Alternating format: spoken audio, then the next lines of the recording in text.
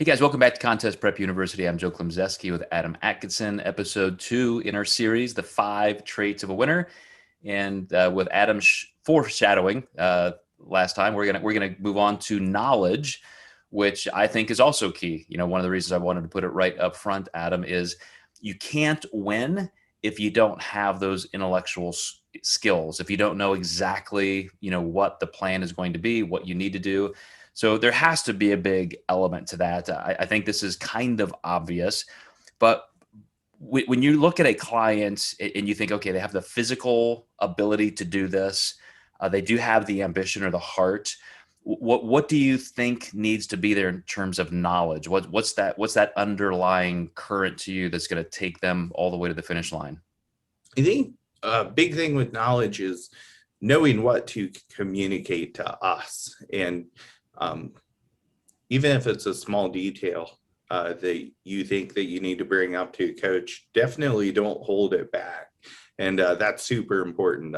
I recently had a client quit because she said, I felt like I needed more attention. And, I just said, there was no way for me to know that, so she sent her check-ins and she said, okay.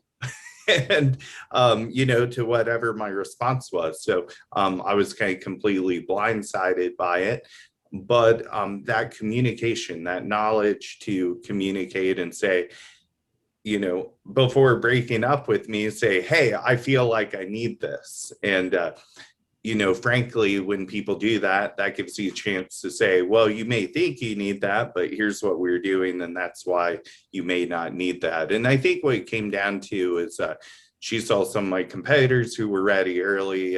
They were doing multiple check-ins. So when I found out through the grapevine, she was worried, why am I not doing check-ins 3 times a week? Well, we're still losing body fat at this point. So it's not that I was giving those people, well, I guess I was giving them special attention based on where they were in the prep.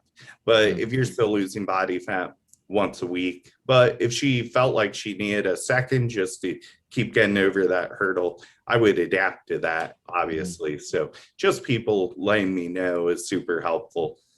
Yeah, and I asked you specifically what's that current that undergirds or flows into knowledge, and I think communication is huge. I mean, you have to have an open mind to communicate the questions and the answers back and forth. You got to have that open line of discussion. It reminds me of a former client I had too. So this is one of these situations, almost identical, where I was working with this lady who was phenomenal, great physique, IFBB pro.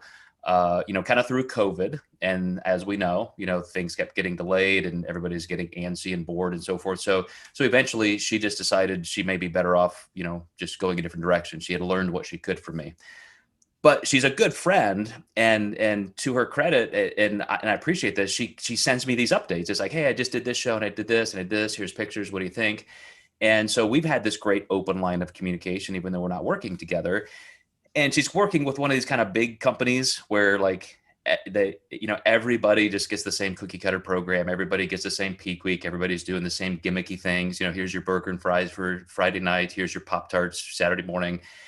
And she did not have a good peak. She looked way too overly full for what she needed for this division and spilled over. And I said, well, what were you feeling during peak week? And she said, I was definitely feeling that. I was feeling blocky and bulky. And I told my coach, and she just kept stomping on the accelerator, like burger and fries, carb up, do this. And I said, well, intuitively, you knew that was the wrong thing to do. And yet you did it anyway.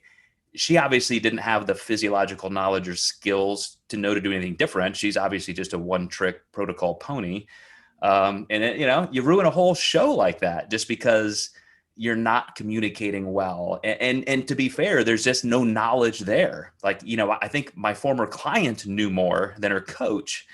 And you have to be somebody who's seeking the best knowledge if you're going to win. I mean, imagine any other athlete. Imagine a top, baseball player in the MLB or a top, quarterback studying film. Like, you're going to not have the best coaching. You're going to not go through the knowledge base you need. That is as foundational as anything.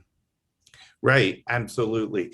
And I think when competitors are newer, it's hard for them to know what to communicate. And, I have a very open door policy with my clients. They can jump on a Zoom call once a week that I hold in a mass audience for my team. So, I'm very readily accessible if people need that kind of attention. And I think that in this current situation, this person coached as well. I imagine my way of coaching is way different. So I think she assumes my service is what it is based on what, she paid for. And, coaching is dynamic. I do a lot of different things for different athletes.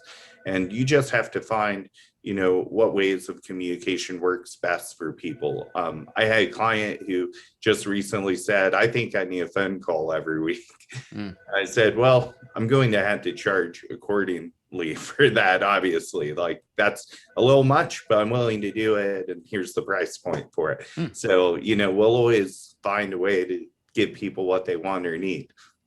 Well, knowledge at some point may be worth that to somebody, and that's the whole premise of us doing Contest Prep University, is providing at least the foundational knowledge people need, so that we can get to the third trait of a winner, which is skill. So you guys stay tuned, and we will catch you next time going through that trait.